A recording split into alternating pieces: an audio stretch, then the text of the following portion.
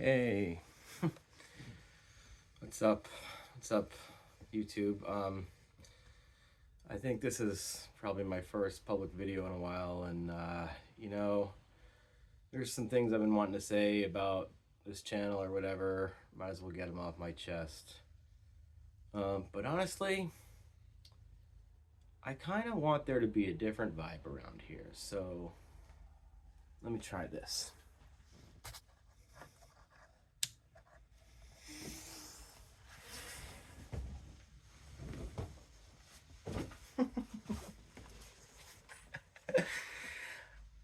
I'm doing a little bit better these days, to be honest. And I've been focused on other things, not so much the channel, but I've still done a lot of woodworking. And I got a couple things to show off that I just didn't really have the spoons to make a video about. Like one of them is my living room table right here that I'm sitting on. And like, don't get me wrong, this is not any kind of like woodworking expertise that you should take a lesson on. I still really think of myself as an amateur, even though I've done a lot of book learning and I've had some, I've had some experience like doing it a little bit day to day. But like, honestly, this is really just like you should think of this as just like a pure experiment. Like I know the structure of wood pretty well. I was raised by a structural engineer dad, and had a lot of hands-on experience with wood, so I think I have some pretty good instincts. That's why I feel like I can do experiments like this. But this is just an experiment. These are ideas until this table sits around for a while, and it's already been serving me well for whatever, half a year or something. But like, until it really like stays around a lot longer than this, I don't really know if this is a great idea. But so far it seems pretty promising, so I want to show it off a little bit. So with that said, let's just get into it. Yeah, it's a little hot in here actually. So this looks like, from the angle right now that you're seeing it, like it's your basic cookie table. I mean, they're not exactly basic to build, but like the idea of it has been around for a long time. This top surface, it's a slice of a tree. That's nothing new. I always knew I wanted to do this since some tree slices became available. Thank you, David and Adam. And I still have some more of this stuff tucked away. If you guys are interested in finishing up one, or I can help, or whatever makes sense. I don't know, but I'm just going to show you how I build this table, because it's actually, there's a lot of things different about this one. And to explain it, I first have to tell you the story of what the problem was with the first cookie table I experienced, and I'm going to do it real quick. So we had one in our family, and it was a nice cookie table. I think it's maple, but we're never quite sure because of the color and the texture and whatever. And it was very beautiful. But like over time, we noticed it sagged and domed, and my dad really wanted to flatten it, and I just thought, I don't think like machinist flat is the way, when like the whole table has crept over time. I think that's the technical word, creep. By the way, Ken Parker Archtoppery, he sadly just passed away. He's one of maybe the most innovative luthier I've ever seen. And I'm a guy who really likes to learn from luthiers if I can online. Ken Parker Archtoppery channel, creep. But yeah, basically I think what the tabletop has done is it is like sagged over time and remembered its position. And so flattening the top is only going to weaken it in my mind and let it sag more. And I think that's what's going to happen, sadly. It's still sitting on its round base. It's just like a log and a flat piece, and it's just kind of a very, very basic construction. It looks nice, but I think it's going to just keep sagging even more now that it's even thinner. And I always said, well, just stick a basic support that kind of supports the structure of it, and then it won't creep over time. And I thought long and hard about how you really build these tables, because ultimately they don't make sense. Everything about this is not because it's a good structure. It's actually the worst way you could use the wood structurally, just end grain it. This could all just split apart into a billion chunks in principle, unless you do it really well. So when you make something like this, it's really more of like, honestly, it's like a show-off thing. I hate to say it, but it is. It's like that's just the nature of this kind of construction, right? I think we kind of know that. We all know that on some level, probably. I like them not because of that, because they remind me of the structure of the tree and the nature and all that stuff. But you know, that's part of it. So I always thought about like how can you have a structure that supports it from underneath and in any way that it needs, and it's not going to sag over time, and you take wood movement into account, like, and you take it just as seriously as anyone ever did in the 18th century. Like, I'm not saying I'm as good as them, but I'm just saying like you got to think about it, and I thought long and hard about this. So I'm just gonna tell you what I did, and you can, you know, tell me what you think. First things first, this is always gonna grow and shrink. Wood always grows and shrink over and over. Like maybe after 100 years, it'll kind of not do it so much every year, but like it's gonna do it forever. And it always shrinks and grows like the Pac-Man mouth opening direction, like this thing right here, more than it does in and out. So this crack is gonna open really wide when you first make the tree slice. It's never going to close, but it is always going to do this just a little bit every year. So the only way to avoid that completely, as I understand it, is polyethylene glycol, the same chemical in like Miralax or something. It's really odd. I don't want to mess with that stuff. I sort of like these tables because they educate you about wood. They show you the tree, and one of the important aspects is wood movement. And this whole Pac-Man mouth opening thing is the key to understanding it. If you can picture the whole tree trunk growing and shrinking that way, and picture where whatever board was cut from it, you can understand the way that board will move. Period. Point blank. Every time. So this is a perfect educational piece for a woodworker to have in their living room. That's why I want it. I want this crack. I want a place to run cords up through too without crossing the table too. That's a nice feature. But yes, this thing, if you imagine splitting this with a splitting axe, it would be like the shortest log ever to split. You could split it instantly. So that's not good, right? I didn't want to put dowels through at some angle that would constrict the movement in another way. And I won't go into too much detail about that. But eventually I figured out just to walk my dividers around the edge and drill a bunch of holes going through in kind of a spiral. And I think I might have made another video about this before. And all these dowels kind of go from outside to center, but they also spiral a little bit. So it's not constricting the wood. And also they're thin, flexible oak dowels, or like 3/8 dowels. I didn't overdo the glue. Like they're basically just in there to make sure there's something bridging across some of the places where it might split. But like I'm not trying to be too heavy-handed about it and constrict the movement too much. And that's sort of what I came up with. And then also I made a jig so that each one just goes from the outside at a slight downward angle, so they can never really interfere with each other. One of them's never going to actually go through the same space as the other and weaken the structure that way.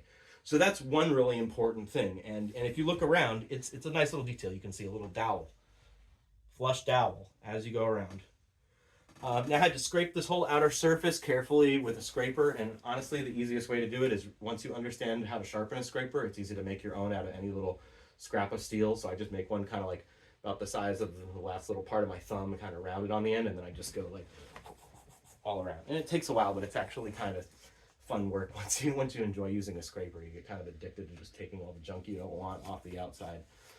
But then the other thing I got to talk about is the underlying structure, right? So I wanted the supports to be like going across a lot of this, so you're not just leaving this huge overhang that can sag over time. But I also wanted to allow for this wood movement. So I thought about a bunch of different versions of this, and then I just decided to do it, and this is kind of what came out. So I'll show you real quick. You can see mostly this is just some simple boards. Just barely broke the edges and varnished and kind of screwed together, right? I don't think bases for these tables really need to be or even should be fancy. But you'll notice one of these boards is in the other orientation, and it has one of those screw holes widened in the typical way. It's tight in every way. You just drill the regular hole you would drill anyway that's wide enough, so that you don't have bridging, so that the screw threads don't bite in the top board that it's going through first when you put it in.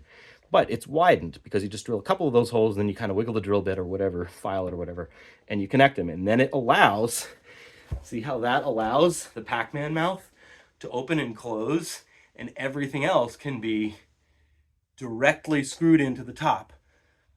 But if you let it move there, I think it'll move. And also, by the way, those 3 3/4 inch boards right here, right? These boards, These could all flex if they needed to. A little bit. That's why these are not super thick. They could go like this, a little bit, if they needed to, I think.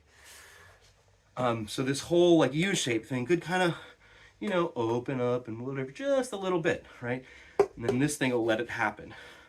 And then this simple windmill thing I just kind of liked. It's just like a 15-degree angle or whatever the heck it is, whatever felt right, whatever I put in my little angle remembering tool that I'm blanking on the name of today. But, you know, you don't need to know the number of degrees. You just set the angle that you like. I can't believe I can't think of the name of that common tool. Oh, well, anyway. So, yeah, that's kind of the gist of it. It does mean this is almost like a lower shelf that you could drop something on and lose it, which is a little bit unfortunate or whatever. But, like, honestly, it's been pretty good. It's been pretty good. So, you can tell it's not the easiest thing to lift. But if you keep the weight close to your torso and you try to avoid leaning over and you squat instead, it's not bad. I mean, not for me. Depends what kind of body you have, but probably not as hard as you think, even though it is pretty heavy for a table, for a coffee table. Yeah. The other thing I learned is I soaked a heck of a lot of polyurethane into the top. Many coats are a lot for me, but like I'm pretty minimal with it. Come to think of it, a heck of a lot's the wrong way to describe it. I put a few coats on. I thought even on end grain it would be enough to seal it. What I found is it does actually stain pretty easily, and you can clean it up. But I think probably what I'm going to do soon is just start adding a few more coats and kind of seeing where I want it, because I do like a minimal raw surface, especially on something like this. I even like these cracks because it shows you even more about the structure of the wood. This is a red oak tree, and you know, it was in a friend's backyard, and it's like there's a whole story of this, you know, like, so honestly, why would I want to obscure any of that? I really want a close to the wood finish on this as much or more than I do on any other piece of furniture, even though I know a lot of commercial ones do it more like the approach I did on this table and just make like a really smooth surface. And that is cool too, and that is a nice contrast. And I don't know, maybe this will end up kind of more like that, but I think honestly, I'm gonna probably just start getting some like Minwax wiping gloss polyurethane is probably my go-to choice, because it's just like quick and easy wiping varnish. You're never gonna like leave a run by accident, because you can always just easy wipe off the excess. I'll probably just do like a thin coat every now and then. Make sure I ventilate like for you know, for like a few coats, and just kind of like see how many I need. You know, sometimes with that stuff, I want a really close to the wood look, and I feel like I can kind of get away with like 3 coats, maybe even 2, depending on what I'm doing. And then, you know, once you kind of get like to 4, 5 coats, it starts to seem like you really got a gloss finish going. I have a feeling this might take 2 or 3 times as many coats, because like I've already done probably 3, 4 coats on this, and it's not like, it doesn't seem like a close to the wood finish. It seems like almost unfinished. I mean, it isn't, because that stuff actually wasn't that hard to wipe up once I got some rubbing alcohol, some of the stains I had on here. But like, you know, it's like you could stand to be patient, especially with a finish on a table like this. I mean, it's obvious in principle, but like, I always knew it was obvious in principle. I was fully prepared for it. And it's like, yeah, I'm even a little surprised. Like,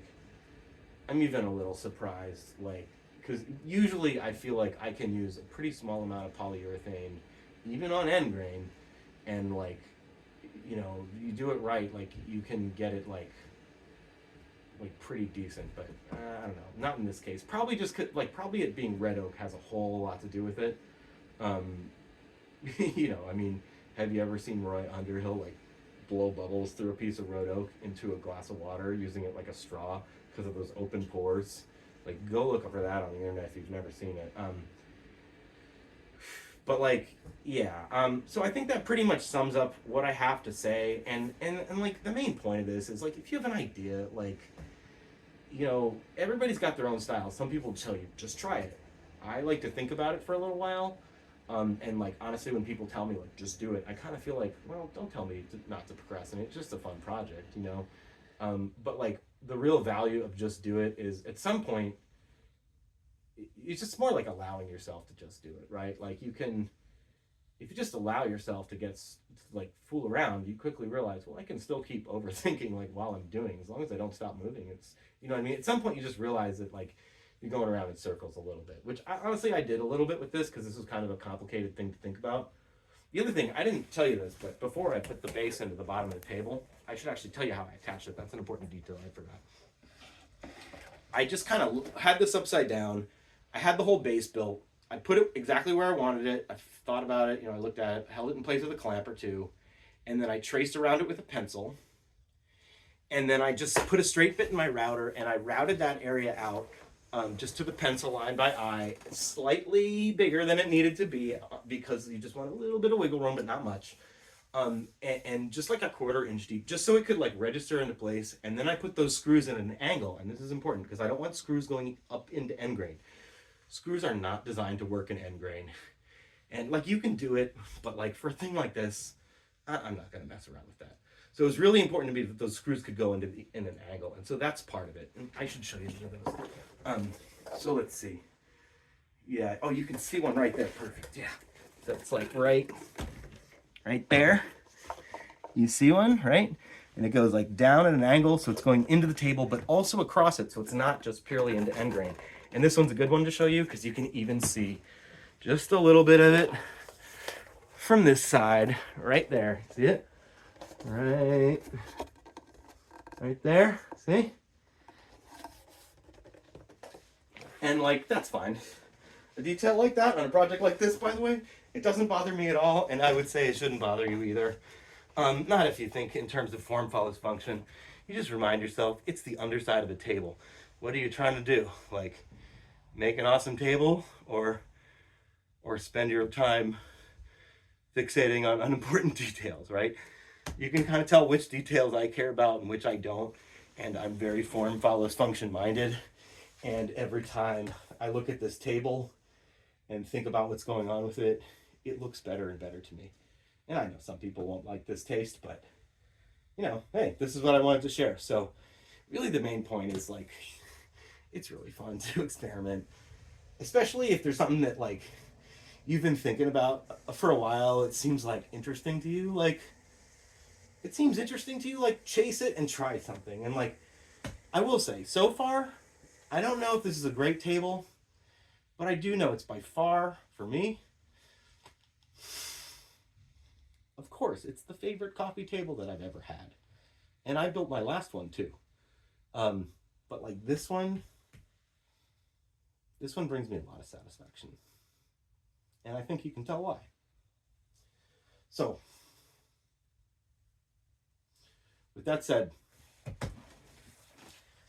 peace out, YouTube. Honestly, I don't know how much I'm going to do with this channel next time, and like, I don't really want to turn into one of those YouTubers running this as a business. I just want to share my thoughts here. So I don't really even like saying like and subscribe and all that stuff. I guess I'm supposed to say, right? Like, if you like this content, don't forget to subscribe. If you don't like it, don't subscribe. If you want to see more of it, do subscribe. If you like it, there's a like button. If you don't like it, there's a dislike button. You know, there are buttons is kind of like the point. You can, if someone who needs to see it, there's a share button. You get the idea. I'm supposed to say these things, and I guess I just did because on some level I know it's a good idea. But honestly, I'm more comfortable just saying, like, use the buttons or whatever. Because, like, most people know they're there. The thing I realize is some people don't, and it helps. If you're just showing them this video, it actually helps them to tell them, like, how YouTube works. So that's why maybe we'll say it now and then, but yeah, I mean, I'm probably going to come back here and share more stuff because I can, but I don't know how much I'm going to go into YouTube, right? Anyway, maybe sometime soon I'll show you like that Warmouth base I built, or that table, or the pedal board you might have seen down here. This is a good way to quick and dirty build a pedal board, by the way, if you get the gist from looking at it. And like, I got a whole guitar project that I got going that main reason I haven't shared it here is that it's not amateur. I'm trying to make some money from it. You know what I mean? But we'll say more about that later. But for now, I had a really good time making this video, and like, thanks for watching it, if you're coming back to my channel after all this time, right? And like, if there's something that you've seen in the background or wherever in this video, one of the objects I mentioned or otherwise, like, put a comment in. And honestly, like, if I know someone's interested, I'll probably just make a video like this when I get a chance. So yeah, that's all. Yeah, by the way, that end table over there, I didn't mention it, but that dowel thing, I figured it out in that end table first, and I think that one I did an even better job on. Burned out the bottom and made 3 legs and all that stuff. But that's another video. And I already tried to say goodbye once, and I'm going on too long now, so I'm just gonna say now, hey YouTube and internet, like, take it easy, and I got shit to do. Bye.